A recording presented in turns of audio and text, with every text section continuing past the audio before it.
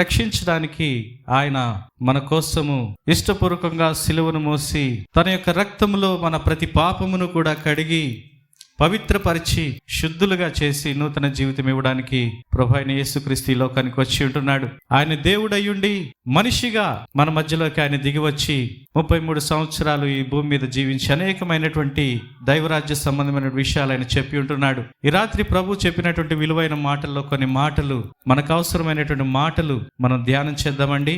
ఒక క్షణము నాతో కలిసి మీరంతా కూడా లూకా సువార్త 10వ అధ్యాయము 27వ వచనాన్ని మనం చదువుకుందాం. నీ దేవుడైన ప్రభువును నీ పూర్ణ హృదయముతోనూ, నీ పూర్ణ మనస్సుతోనూ, నీ పూర్ణ శక్తితోనూ, నీ పూర్ణ వివేకముతోనూ ప్రేమింపవలనని, నిన్ను వలె నీ పొరుగువానిని ప్రేమింపవలనని వ్రాయబడి ఉన్నదని చెప్పాను. స్నేహితులారా, యేసు ప్రభువారు ఈ భూమి మీద జీవించినప్పుడు ఆయన ప్రేమ గురించి అనేక పర్యాయములు ఆయన బోధిస్తూ వచ్చారు. ఈ లోకంలో అనేక రకాలైనటువంటి ప్రేమలు ఉంటున్నాయి. కొన్ని చంపేటువంటి ప్రేమలు, మరికొన్ని చచ్చేటువంటి ప్రేమలు, ఏదన్నా ఉంటే మనల్ని ఆశించి ప్రేమించేటువంటి ప్రేమలు, అందాన్ని ఆశించి, ఆస్తిని ఆశించి, మన ద్వారా ఏదో లాభం కలుగుతుందని ఆశించేటువంటి ప్రేమలు అనేకమై ఉన్నాయి. అయితే ఏ బదులు కూడా ఆశించకుండా, ఏ షరతులు కూడా లేకుండా, మనలో యోగ్యత కూడా చూడకుండా మనల్నిగా ప్రేమించేటువంటి ప్రేమ ఈ లోకంలో ఏదన్నా ఉందా అంటే అది ప్రభు అయినటువంటి యేసుక్రీస్తు ప్రేమ. ప్రైజ్ ది లార్డ్, హల్లెలూయా. నువ్వు నాకు నచ్చలేదు, నేను నిన్ను ప్రేమించను అంటారు కొంతమంది. నచ్చితేనే ప్రేమిస్తారు. కానీ నువ్వు నచ్చినా నచ్చకపోయినా నిన్ను ప్రేమించేటువంటి వ్యక్తి ఈ లోకంలో ఎవరన్నారా అని ఆలోచిస్తే నిస్వార్థంగా నిన్ను ప్రేమించేటువంటి వ్యక్తి ప్రభు అయినటువంటి యేసుక్రీస్తు. ఆయన ప్రేమ అగాపే ప్రేమ. ప్రభు అంటున్నాడు, మొదటిగా నీ పూర్ణ హృదయంతో నువ్వు దేవుణ్ణి ప్రేమించాలి. Because he is the creator. ఆయన నిన్ను సృజించినటువంటి వాడు. ఆయన వల్లే నువ్వు ఉనికిలోకి వచ్చావు. రెండోదిగా ప్రభు అంటున్నాడు, నిన్ను వల్లే నీ పొరుగు వాడిని ప్రేమించాలి. ఎంత చక్కని మాట అండి. ఎవరు చెప్పనటువంటి మాట ప్రభు చెప్పి ఉంటున్నాడు. నిన్ను నీవే ప్రేమించుకుంటూ సరిపోదు, నిన్ను వలె నీ పొరుగు వారిని కూడా నువ్వు ప్రేమించాలి. అందుకే క్రైస్తవులు అందరినీ ప్రేమిస్తారు, ప్రతి ఒక్కరిని కూడా ప్రేమిస్తారు. యేసుక్రీస్తులో ప్రేమ దాగి ఉంది. ఆ ప్రేమను రుచి చూచిన వారిలో క్రీస్తు ప్రేమ ఉంది. చూడండి ప్రియ స్నేహితులారా, ప్రభు నీ గురించి ఆలోచించుకుంటే సరిపోదు, నీ పొరుగువాడిని కూడా ప్రేమించాలి. ఒక ఆయన వచ్చాడు, ఎవరయ్యా నా పొరుగువారు బోధకుడా అంటూ అడిగొచ్చాడు. ప్రభు ఒక చక్కని ఉపమానం చెప్పాడు. ఒక వ్యక్తి యెరూషలేము నుండి యెరికోకు దిగిపోతూ దొంగల చేతిలో కొట్టబడ్డాడు, కొన ఊపిరితో విడవబడ్డాడు. ఆ దారిలో ఒక యాజకుడు వచ్చాడు, కానీ నాకెందుకులే ఈ పడిపోయిన వ్యక్తి గురించి, గాయపడ్డ వ్యక్తి గురించి, చాలా పనులున్నాయి, నాకు చాలా బిజీ స్కెడ్యూల్ ఉంది, ఇతను చస్తే ఏంటి, బ్రతికితే ఏంటి, ఇతని గురించి నాకెందుకులే, నేను మీట్ అవ్వాల్సిన డెడ్ లైన్స్ కొన్ని ఉన్నాయని వెళ్ళిపోయాడు. అదే దారిలో ఆలయంలో పనిచేస్తున్న లేవీయుడు వచ్చాడు, యాజకుడు వచ్చాడు, నాకెందుకులే అని వెళ్ళిపోయాడు. కానీ ఒక సమరయుడు వచ్చాడు. ప్రియ స్నేహితులారా, తన పనులను కూడా ఆపుకొని, తన యొక్క కార్యక్రమాలు కూడా ఆపుకొని ఈ పడిపోయినటువంటి వ్యక్తి పట్ల శ్రద్ధ చూపి అతని గాయాలు కట్టి హాస్పిటల్లో చేర్చి తన సొంత డబ్బులు ఖర్చు పెట్టి అతన్ని బ్రతికించడానికి ప్రయాసపడ్డాడు. ప్రభు అడుగుతున్నాడు, ఈ ముగ్గురు వ్యక్తులు ఎవరు పొరుగువాడయ్యాడు? ఆ మూడో వ్యక్తి అని చెప్పాడు. అప్పుడు ఆ వ్యక్తితో ప్రభు అంటున్నాడు, నీవు కూడా వెళ్ళి అలా చెయ్యి. నీ పొరుగువాడిని ప్రేమించడం అంటే నీ కళ్ళు ఎదుటగా నీకు అవసరతలు ఉన్న వారు కనిపించినటువంటి వారితో నీ సమయాన్ని పంచుకోవడం, నీ ధనాన్ని పంచుకోవడం, నీ యొక్క మంచితనాన్ని పంచుకోవడం. ఇంకా ప్రభు చెప్తూ ఏమన్నాడంటే, ఈ లోకంలో నిన్ను నువ్వు ప్రేమించుకుంటే సరిపోదు, నీ పొరుగు వారిని ప్రేమిస్తే సరిపోదు, ఇంకా నువ్వు ఒక అడుగు ముందుకు వేసి నీ శత్రువులను కూడా నువ్వు ప్రేమించగలగాలని ఆయన బోధించాడు. శత్రువులను ప్రేమించడం ఎవరికి కూడా ఇష్టం ఉండదు ప్రియ స్నేహితులారా. ఎవరన్నా మనల్ని ఒక మాట అన్నారా, ఇక అంతే, వాళ్ళు శత్రువులు అయిపోయారు. ఒక దెబ్బ కొట్టారా, వాళ్ళు శత్రువులు అయిపోయారు. లేతే మనకు నచ్చంది ఏదన్నా చేశారా, వాళ్ళు శత్రువులుగా మనం చూస్తాం. చూడండి ప్రియ స్నేహితులారా, ఈ లోకంలో ఏ మనిషి కూడా ఇంకొక మనిషికి శత్రువు కాడు. మనం అనుకున్నంత మాత్రాన వాళ్ళు శత్రువులు కాదు. ప్రతి ఒక్కరు కూడా మన కుటుంబమే అనుకోవాలి. శత్రువులు మనుషుల్లో ఉండరండి.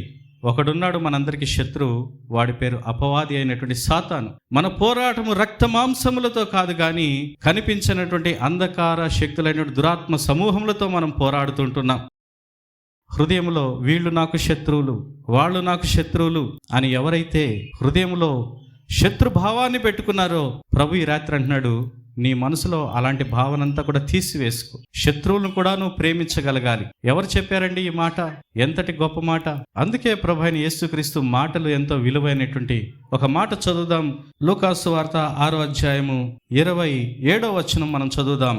వినుచున్న మీతో నేను చెప్పున్నదేమనగా, మీ శత్రువులను ప్రేమించుడి, మిమ్మును ద్వేషించు వారికి మేలు చేయుడి, మిమ్మును శపించు వారిని దీవించుడి, మిమ్మును బాధించు వారి కొరకు కూడా ప్రార్థన చేయుడి. ఇదండి ప్రభువైన యేసుక్రీస్తు నేర్పించింది. ఏమంటున్నాడంటే, మరి మీ శత్రువులను సహితం మీరు ప్రేమించగలగాలి. మిమ్మల్ని ప్రేమించిన వారినే మీరు ప్రేమించిన ఎడల మీకేం ఘనత కలుగుతుంది? నీకు ఈరోజు ఒకళ్ళు నమస్కారం పెడతా ఉన్నారు, నమస్తే పెడుతున్నారు, నువ్వు తిరిగి వాళ్ళకి నమస్తే పెడుతున్నావు. అందులో గొప్పతనం ఏముంది? మిమ్మల్ని ప్రేమించని వారిని కూడా మీరు ప్రేమించగలిగితే మీరు సర్వోన్నతుని దేవుని కుమారులు అయి ఉంటారు. ఈ రాత్రి సాధారణంగా జీవించడం కూడా ఉంది ఈ లోకంలో బ్రతుకుతూనే సర్వోన్నతుని కుమారులుగా జీవించడం కూడా ఒక అవకాశం ఉంది. ఆయన మంచి వారి మీద, చెడ్డవారి మీద సూర్యుని దీపచేసి నీతిమంతుల మీద, అనీతిమంతుల మీద వర్షాన్ని కురిపించగలిగినట్లుగా మంచి వారిని, చెడ్డవారిని, నీతో సఖ్యతగా ఉన్నవారిని, నీతో విభేదిస్తూ ఇబ్బందులకు గురి చేస్తూ ఉన్నవారిని అందరినీ కూడా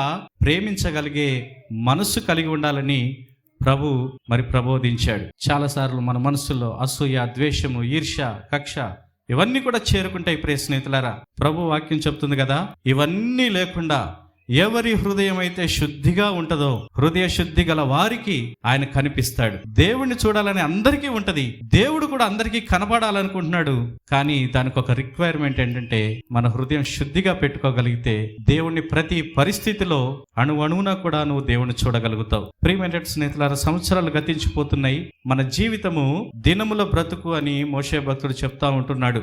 సంవత్సరాలు కాదండి, 70 సంవత్సరాలు 80 సంవత్సరాలు బ్రతుకుతాము, కానీ అది కూడా దినాల బ్రతికే. ఈ రోజు మాత్రమే మనది. మనం నిన్నటి వారమే. రేపు ఏమి జరుగుతుందో మనకు తెలియదు.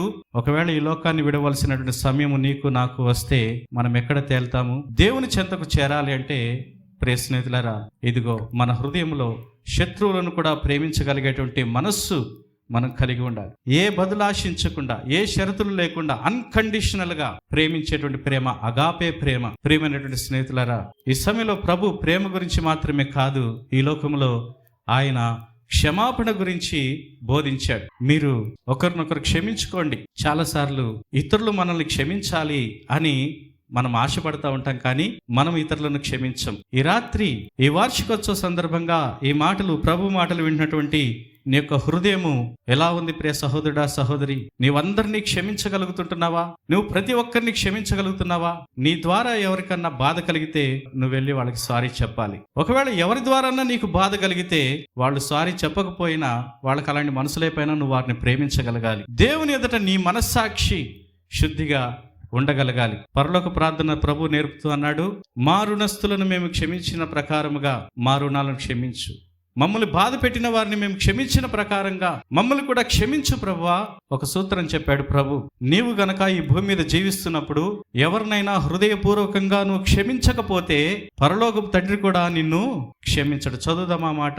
మత్తయి సువార్త 18వ అధ్యాయము 35వ వచనం. మీలో ప్రతివాడును తన సహోదరుని హృదయపూర్వకముగా క్షమింపని ఎడల నా పరలోకపు తండ్రియు ఆ ప్రకారమే మీ ఎడల చేయున. నేను నీవు క్షమించబడాలంటే తాళపు చెవి ఎక్కడ పెట్టాడు ప్రభు అంటే, నీవు ఇతరులను క్షమిస్తే దేవుడు కూడా నీ యొక్క తప్పిదాలను క్షమిస్తాడు. నీ పట్ల తప్పుగా ప్రవర్తించిన వారిని కూడా నువ్వు క్షమించగలగాలి. ఒకసారి పేతురు భక్తుడు వచ్చి అడుగుతున్నాడు, ప్రభా నా సహోదరుని ఎన్నిసార్లు క్షమించాలి? 7 సార్లు క్షమిస్తే చాలా ప్రభు అన్నాడు. 70 ఏళ్ల మార్ల మట్టుకు నువ్వు క్షమిస్తూనే ఉండాలి. నీకు 70 సంవత్సరాలు వచ్చేవారికి, ముసలితనం వచ్చేవారికి లైఫ్ టైం నువ్వు క్షమిస్తూనే ఉండాలి. ఏమండి, హృదయంలో చాలా మంది ఆ గ్రడ్జ్ పెట్టుకుంటా ఉంటారు ఇతరుల పట్ల. చూడండి, నీ హృదయంలో ప్రతి ఒక్కరిని క్షమించకుండా నీకు పరలోక ప్రవేశం అనేది జరగదు. నీ హృదయంలో ఎవరి పట్ల అయినా సరే ఉన్న ద్వేషభావం అంతటిని కూడా నువ్వు తీసివేయాలి. ఒకసారి యేసు ప్రభు దగ్గరికి వ్యభిచారమందు పట్టబడ్డ స్త్రీని రాళ్లతో కొట్టుకుంటూ ఈడ్చుకుంటూ వచ్చారు. బోధకుడా, ఈమె తప్పు చేసింది, శిక్షించాలా వదిలేయాలా చెప్పండి అన్నారు. ప్రభు వాళ్ళ ఇంటెన్షన్ ఎరిగాడు. క్షమించమని చెప్దామా? ఇదిగో నువ్వు ధర్మశాస్త్రానికి వ్యతిరేకంగా మాట్లాడుతున్నావని ఆమె మీద పడే రాళ్లు యేసు ప్రభు మీద వేద్దాం అనుకున్నారు. అయితే వాళ్ళ మనసులు ఎరిగినటువంటి ప్రభు అన్నాడు, చక్కని ఆలోచన చేసి చెప్పాడు, మీలో పాపం లేనివాడు మొదటి రాయి వేయండి, ఆ తర్వాత మిగతా వాళ్ళందరూ కూడా ఆ మీద రాళ్ళు వేయొచ్చు అని చెప్పారు. అప్పుడు ప్రారంభమైంది వాళ్ళకి ఆత్మ పరిశీలన. ప్రియ స్నేహితులారా, ఎవరికి వారే ఏమనుకుంటారంటే నేను బాగానే ఉన్నాను కదా, నీతిగానే బ్రతుకుతున్నాను కదా అనుకుంటూ వచ్చారు. కానీ మీలో పాపం ఉందా లేదో పరిశీలించుకోండి అన్నప్పుడు నిజమే, నాలో కూడా పాపం ఉంది కదా, నాలో కూడా తప్పులున్నాయి కదా, నేను కూడా మిస్టర్ పర్ఫెక్ట్ ఏం కాదు కదా, నా యొక్క జీవితంలో ఎన్నో లోపాలు ఉన్నాయి కదా, నేను ఈమె మీద రాయి వేయడానికి తగదు అని ఆయన విడిచిపెట్టి వెళ్ళారు. ప్రభు అంటున్నాడు, కుమారి వాళ్ళెవరిని శిక్షించలేదా?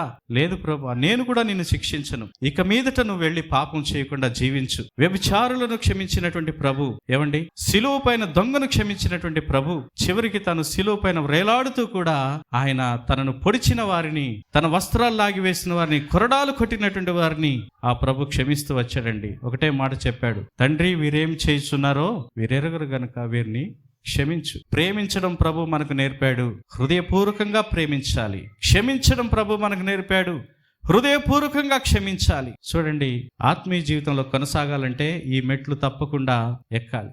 కొన్నిసార్లు ఈ మెట్లు ఎక్కడానికి అడ్డం వస్తాయి. ఈ మాటలు వింటున్నటువంటి సంఘ బిడ్డలైనా ఇరుగు పొరుగు వారైనా ప్రభువులో ఉన్నటువంటి గొప్పతనాన్ని మనము చూస్తుంటున్నాం. తప్పిపోయిన కుమారుడు తిరిగి వచ్చాడు, తండ్రి ఎంతగానో చేర్చుకున్నాడు. కుమారుడు అనేటువంటి అర్హత కోల్పోయినటువంటి స్థితిలో కూడా మరలా ఆ స్థానాన్ని ఆ తండ్రి ఇచ్చినట్లుగా ఈ రాత్రి దేవుని సన్నిధిలో విశ్వాసిగా నీ స్థానాన్ని కోల్పోయినా, దేవుని బిడ్డగా కొనసాగేటువంటి అర్హతను కోల్పోయినా, ఈ రాత్రి ఒకవేళ నువ్వు తిరిగి వస్తే ప్రభు నిన్ను చేర్చుకోవడానికి సిద్ధంగా ఉన్నాడు. ఒక రాత్రి కాల సమయంలో డిఎల్ మూడి గారు సువార్త ప్రకటించడానికి వెళ్ళాడు. ఒక వీధి లైట్ కింద ఒక వ్యక్తి తచ్చాడుతూ ఉంటున్నాడు. అతను మనసులో ఇలా అనుకుంటున్నాడంట, ఈ రాత్రి ఎలాగైనా నేను చనిపోవాలి, ఈ రాత్రి ఎలాగైనా సరే నేను మరణించాలి.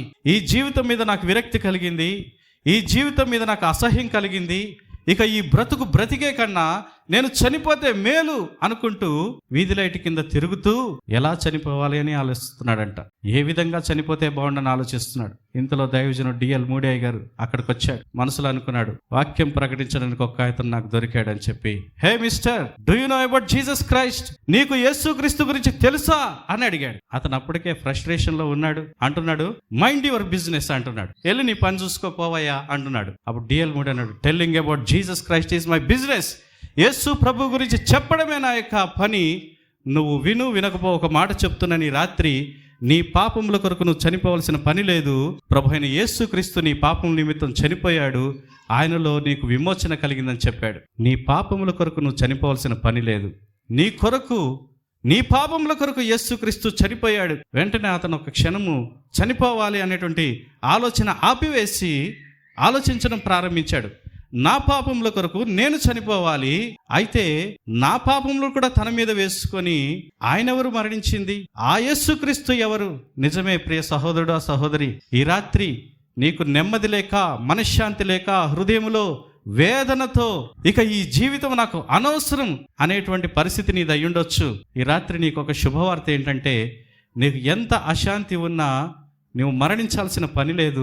నిన్ను ప్రతి పరిస్థితి నుంచి కూడా విడిపించి పూర్ణ శాంతి గలవానిగా చేయడానికి ప్రభు అయిన యేసుక్రీస్తు నీ కొరకు మరణించాడు. ఆయన తిరిగి లేచాడు. నీ జీవితంలో శాంతిని ఇవ్వడానికి, సమాధానం ఇవ్వడానికి, నెమ్మదిని ఇవ్వడానికి ప్రభు అయిన యేసుక్రీస్తు వచ్చాడు. ఈ లోకంలో అనేక మంది అన్నీ ఉన్నా ఏమీ లేనట్టుగా, అందరూ ఉన్నా ఎవరూ లేనట్టుగా, చుట్టూ ఎంతో మంది ఉన్నా, రక్త సంబంధులు, బంధువులున్నా ఒంటరి జీవితాన్ని జీవిస్తూ నెమ్మది లేకుండా ఉంటున్నారు. కారణం ఏంటంటే ప్రభువు నేర్పినటువంటి ప్రేమ భావన వారికి అర్థం కాకపోవడం, ప్రభువు నేర్పినటువంటి క్షమాభావన వారికి అర్థం కాకపోవడం. చూడండి ప్రియ స్నేహితులారా, ప్రభు ఈ లోకంలో ఇంకా ఎలా జీవించమంటే, ఇతరులు నీకు ఏమి చెయ్యాలని నువ్వు అనుకుంటున్నావో ఫస్ట్ నువ్వు వాళ్ళకి అది చేసి చూడు. ఇతరులు నీకు నమస్తే పెట్టాలనుకుంటున్నారా? ఫస్ట్ నువ్వు సెల్యూట్ చేయి వాళ్ళకి. ఇతరులు నీకు వందనాలు చెప్పాలనుకుంటున్నావా?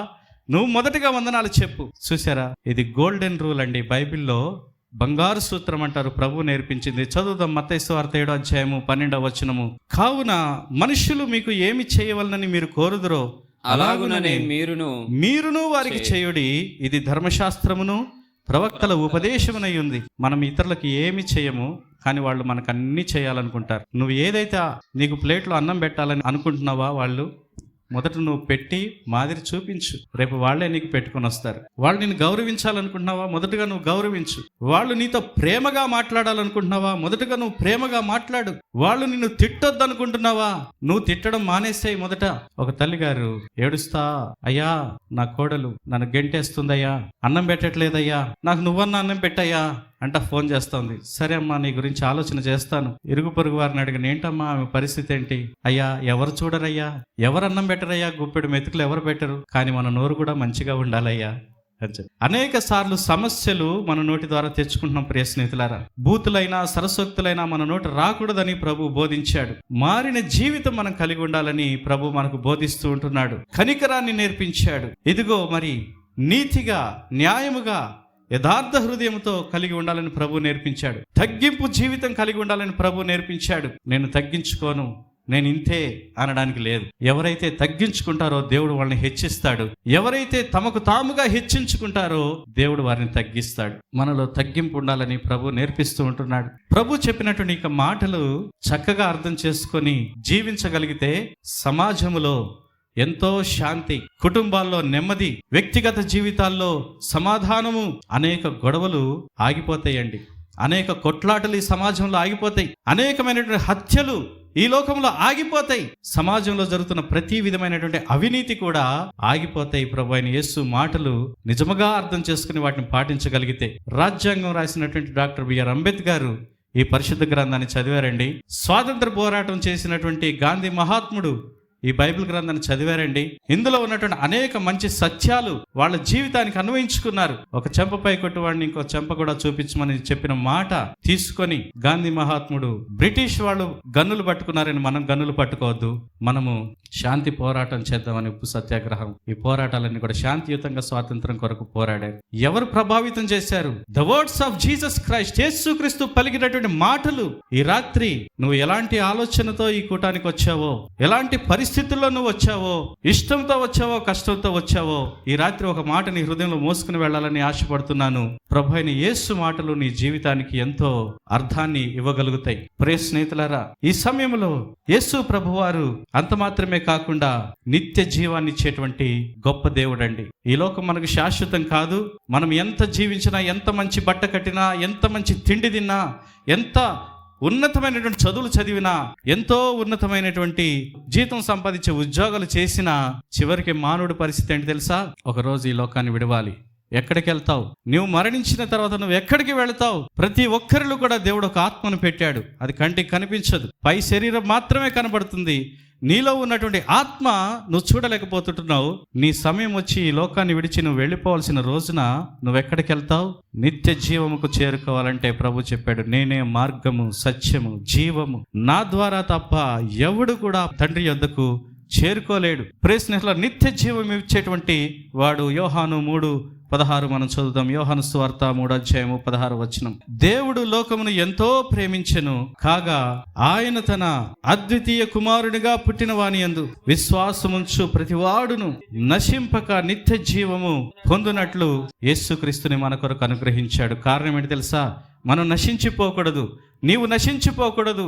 ఇదిగో నాశన మార్గమైనటువంటి నరకానికి నీ ఆత్మ వెళ్ళిపోకూడదు. నరకాన్ని నుంచి తప్పించేటువంటి రక్షకుడు యేసుక్రీస్తు. నువ్వు పరలోకానికి చేరాలని ఆయన ఆశపడుతున్నాడు. అయితే పరలోకం ఎవరు చేరుతారు? మంచి క్రియలు చేస్తూ జీవిస్తే ఆ క్రియలు మనల్ని పరలోకానికి చేర్చుకోలేవు. ప్రియ స్నేహితులారా, బాగా డబ్బు సంపాదిస్తే పరలోకం దొరకదు. ఒకవేళ పరలోకాన్ని డబ్బు పెట్టి కొనుక్కోగలిగిన పరిస్థితి అయితే ఈ పాటికే ఇక్కడ కూర్చున్న మనందరికంటే ముందు ధనవంతులు దాన్ని కొనేసుకునేవాళ్ళు. ఈరోజు మనిషికి ఆశ చనిపోక చంద్రమండలంలో కూడా ప్లాట్లు కొనుక్కుంటా ఉన్నారు. అలాంటి ధనవంతులు ముందుగానే పరలోకాన్ని రిజర్వ్ చేసుకునేవాళ్ళు. కానీ ధనవంతులకు దొరికేది కాదు. ఎవరైతే ప్రభు అయిన యేసుక్రీస్తునందు విశ్వాసం ఉంచుతారో వారు నశించిపోక, నరకానికి పోక, నిత్య జీవమనగా పరలోకానికి చేరుకునేటువంటి దారిని యేసుక్రీస్తు ఏర్పాటు చేశాడు. బాగా చదువుకుంటే పరలోకం వెళ్ళిపోతాం అనుకుంటే అందరం చక్కగా చదువుకోవచ్చు, ధనం ఉంటేనే చేరుకుంటా ఉంటే అందరూ ధనవంతులం అవ్వచ్చు. కానీ పరలోకానికి వెళ్ళాలి అంటే, నరకాన్ని నువ్వు తప్పించుకోవాలంటే ఒకటి చెప్పాడు, నీలో లోతైనటువంటి పశ్చాత్తాప హృదయము, మారు మనస్సు అనేది నువ్వు కలిగి ఉండాలని ప్రభు చెప్పాడు. బయట వారిలో లోపల వారిలో కూడా ఏ మారు మనసు అవసరమై ఉంది. ప్రేస్నెట్లరా, ఎన్నో విషయాల్లో మనం తప్పిపోతుంటున్నాం. అయితే ప్రభు అంటున్నాడు, ఇప్పటికైనా నువ్వు తిరిగి వస్తే, నిజమైనటువంటి పశ్చాత్తాపం కలిగి నువ్వు చేస్తున్నటువంటి చెడు పనులను వదిలిపెట్టుకొని, కొన్నిసార్లు ఇది తప్పని తెలిసినా ఆ తప్పు చేస్తూనే ఉంటాం. మనస్సాక్షి గద్దిస్తున్నా, మనస్సాక్షి నిర్లక్ష్యం చేసి ఆ తప్పులో జీవిస్తుంటున్నాం. కొన్నిసార్లు దాని ఫలితాలు చేదుగా ఉంటాయి అని తెలిసినా, ప్రియ స్నేహితులారా, బుద్ధిపూర్వకంగా ఆ పాపంలో జీవిస్తున్నా. అలాంటి వారిని ప్రభు ఈ రాత్రి అంటున్నాడు, నువ్వు మారు మనసు పొంది తిరిగి వస్తే నా రక్తములో కడిగి పరిశుద్ధపరుస్తాను. ఆ పరలోకం ఇవ్వడానికి, మన పాపములు కడగడానికి ప్రభు అయినటువంటి యేసుక్రీస్తు ఇష్టపూర్వక సిలువను మోసి ఆయన మేకులు కొట్టించుకొని తన యొక్క పరిశుద్ధ రక్తం అంతా కూడా మన కొరకు కార్చి ఆయన ఎంతగానో మన కొరకు పాప క్షమాపణ సిద్ధం చేశాడు. ఎవరైతే యేసుక్రీస్తు రక్తమునందు విశ్వాసం ఉంచుతారో వారి జీవితం కడగబడుతుందండి. వారి యొక్క ప్రతి పాపపు డాగు అంతా కూడా కడగబడుతుంది. నీ యొక్క పొజిషన్ని మర్చిపో, నీ హోదాని మర్చిపో, నీ స్థాయిని మర్చిపో, నీ ప్రొఫెషన్ని మర్చిపో. ఒక ఆయన వచ్చి అంటాడు, నేనెవరో తెలుసా? తన ప్రొఫెషన్ అడ్డు పెట్టుకుని, ఎవరయ్యా మీరు? నేను సో అండ్ సో. మంచిదే అయ్యా, నువ్వు ఎవరివైతే ఏంటయ్యా, మొదటగా నువ్వు ఒక మనిషివి. నీ ప్రొఫెషన్ ఈ రోజు ఉంటుంది, రేపు పోతుంది. నీ డిజిగ్నేషన్ ఈ రోజు ఉంటుంది, రేపు పోతుంది. నీ పదవి ఈ రోజు ఉంటుంది, రేపు పోతుంది. కానీ నీ జీవితానికి ఏం జరుగుతుందో నీకు తెలుసా? మొదటిగా నువ్వు ఈ సమాజంలో ఒక బాధ్యత గల పౌరుడివి. You are the responsible citizen in the society. ప్రియ స్నేహితులారా, ఇదిగో ఎవరు కూడా మన పొజిషన్ బట్టి, డిజిగ్నేషన్ బట్టి, మన ప్రొఫెషన్ బట్టి, లేదా మన ఆస్తిని బట్టి, లేదా మన యొక్క ఉన్నటువంటి స్కిల్స్ని బట్టి, మనకున్నటువంటి ఆ యొక్క క్యాలిబర్ని బట్టి, దేన్ని బట్టి కూడా పరలోకాన్ని చేరుకోలేము. ఎవరైనా సరే నిత్య జీవం పొందుకోవాలంటే ప్రభు అయిన యేసుక్రీస్తు చెంతకు రావాలి. ఆయన కార్చిన రక్తంలో పాపములు కడుక్కోవాలి. ఇదిగో విశ్వసించి జీవితాన్ని శుద్ధి చేసుకొని ఆ యొక్క పరలోక రాజ్యాన్ని పొందుకోవాలి. చాలామంది మనిషి చనిపోవడంతో ఇక అయిపోయింది, అంతా అయిపోయింది. ప్రియ స్నేహితులారా, కొంతమంది చనిపోయినప్పుడు ఇలా అంటూ ఉంటారు, ఇదిగో ఆ చనిపోయినటువంటి నా తల్లే మళ్ళీ నా బిడ్డగా నా భార్య గర్భంలో పుట్టింది. చనిపోయిన నా తండ్రే మరలా ఈ రీతిగా మనవడుగా పుట్టాడు. బైబిల్ చెప్తుంది కదా ప్రియ స్నేహితులారా, ఎవరు కూడా ఇంకొక రూపంగా వారు పుట్టరండి. నీ యొక్క జీవితం నీదే, నీ జన్మ నీదే, మరొక జన్మ అంటూ లేదు. ఈ బ్రతికుండగానే నీ జీవితం గురించి నువ్వు ఆలోచించుకోవాలి. నువ్వు ఎవరివి, ఎక్కడికి వెళ్తావు, ఏం చేస్తున్నావు? రొటీన్ లైఫ్లో పడిపోయి ప్రియ స్నేహితులారా, అసలు నీ యొక్క జీవిత ఉద్దేశాన్ని నువ్వు మర్చిపోతుంటున్నావా? మరణించిన తర్వాత ఇక ఎక్కడికో వెళ్ళిపోయారు, తిరిగి రాని లోకాలకు వెళ్ళిపోయారు, అంగలారుస్తూ ఉంటారు. ఎక్కడికి వెళ్ళరండి. ప్రభు చెప్పాడు, నేను చనిపోయి ఏ విధంగా అయితే 3 రోజులకు తిరిగి లేశాను, నా యందు విశ్వాసం ఉంచిన వారిని కూడా నేను మట్టిలో కలిసిపోయిన వారిని మరలా తిరిగి లేపుతాను. ఇది యేసుక్రీస్తు చెప్పినటువంటి సువార్త అండి. దేవునికి స్తోత్రం చెల్లిద్దాం. హల్లెలూయా. ఇక్కడ కూర్చున్నటువంటి ప్రతి ఒక్కరికి కూడా మరణించిన తర్వాత మరలా బ్రతుకు ఉంది. ఎలాగయ్యా, ఎలా సాధ్యము అన్ను అడగొచ్చు. దేవాది దేవుడిగా ఉన్నటువంటి ప్రభు అయిన యేసుక్రీస్తు మనుషులమైన మన కొరకు ఆయన మనిషిగా పుట్టి, ఆయన పుట్టిన ఉద్దేశం ఇష్టపూర్వకంగా మన కొరకు సిలువను మోయడానికి, సిలువను మోసి మన పాపములు కడగడానికి రక్తము చిందించి సమాధి చేయబడి 3 దినాలకు ఆయన తిరిగి లేచాడు. ఎవరైతే ప్రభు అయిన యేసుక్రీస్తునందు విశ్వాసం ఉంచుతారో వారు ఈ లోకంలో చనిపోయినా వారు మరలా తిరిగి లేపబడతారు. నీ దేహం కాల్చబడవచ్చు, బూడిదైపోవచ్చు, లేదా మట్టిలో కలిసిపోయి కనపడకుండా వెళ్ళిపోవచ్చు, ఎముకలు మాత్రమే మిగలొచ్చు. కొన్నిసార్లు ఫైర్ యాక్సిడెంట్స్లో చివరికి ఆ బూడిద కూడా మిగిలినటువంటి పరిస్థితిగా నువ్వు అయిపోవచ్చు. నీ దేహం ఈ లోకంలో అంతమైపోవచ్చు. కానీ కంటికి కనపడకుండా ధూళిలాగా ఎగిరిపోయిన నీ దేహాన్ని మరలా ఆ మట్టిలో నుంచి, ధూళిలో నుంచి ఎక్కడికి చెదిరిపోయినా అక్కడుండి లేపగలిగే శక్తి ప్రభు అయిన యేసుక్రీస్తుకుంది. ప్రభుకి స్తోత్రం కలుగుగాక. హల్లెలూయా. ఈ రాత్రి నా యందు విశ్వాసం ఉంచువాడు చనిపోయినను బ్రతుకును ఆ నిత్య జీవం ఇవ్వడానికి యేసుక్రీస్తు వచ్చాడండి. నా యొద్దకు వచ్చువాడు ఇక ఎన్నడూ దప్పికొనడు అని ప్రభు చెప్పాడు. ఇప్పుడు మనకు దప్పి కావట్లేదా? ఎన్ని నీళ్లు తాగండి, పొద్దున తాగాం, మధ్యాహ్నం తాగాం, రాత్రి తాగాము, మరలా రేపు తాగుతాం. పదే వాటర్ బాటిల్ కూడా మోసుకుని వస్తున్నాయి. ఈ దప్పిక గురించి ఆయన మాట్లాడట్లేదు. అసలు దేవుడు ఎవరు, ఎక్కడ దొరుకుతాడు, ఎలా ఉంటాడు అనే దప్పిక ఉందే. నా యొద్దకు వచ్చేవాడికి ఆ దప్పిక తీరిపోతుంది. నా యొద్దకు వచ్చేవాడికి ఎన్నడూ దప్పికొనడు. ఆయన సంపూర్ణంగా నీ యొక్క సత్యాన్వేషణ లేకపోతే ఆత్మీయ జీవితంలో నిజ దేవుణ్ణి తెలుసుకునేటువంటి దప్పికను ఆయన తీర్చగలుగుతాడండి. ఈరోజు అనేక మంది మంచివారు సమాజంలో ఆ సత్యాన్ని అన్వేషిస్తూ ఇంకా ప్రయాణం చేస్తుంటే ఉన్నారు. అయితే యేసుక్రీస్తు దగ్గరికి వచ్చిన వారు మాత్రము ఆ అన్వేషణ పూర్తి చేసుకొని ఇదిగో దేవుని చెంతకు చేరే మార్గాన్ని తెలుసుకోగలుగుతారు. ఉంటారు. ప్రియ సహోదరుడా, సహోదరి, ఈ రాత్రి ఈ మాటలు ముగించే ముందు ఒక మాట చెప్పాలని ఆశపడుతున్నాను. అదేంటంటే, యేసు ప్రభువారు నిన్ను ప్రేమిస్తుంటున్నారు. అయ్యా, నా జీవితం చెడిపోయింది, నిలువెల్లా నేను చెడిపోయాను, నా జీవితాన్ని ఇష్టానుసారంగా నేను పాడు చేసుకున్నాను, ఎంత అవకాశం ఉంటే అంతగా నేను చెడు పనులు చేస్తూ బుద్ధిపూర్వకంగా చేస్తున్న, ఆరోగ్యాన్ని పాడు చేసుకున్నాను, మనసులో నెమ్మది లేకుండా చేసుకున్నాను, నా జీవితం అంతా పాడు చేసుకున్నాను, నన్ను కూడా ప్రేమిస్తాడా యేసుక్రీస్తు అంటే, ఎస్, నీ ఇంటి వాళ్ళు నిన్ను అసహించుకోవచ్చు, కానీ నిన్నుగా ప్రేమించేది ప్రభు అయిన యేసుక్రీస్తు ఈ రాత్రి వస్తే నీకు ఒక నూతన జీవితాన్ని ఆయన ఇవ్వాలనుకుంటున్నాడు.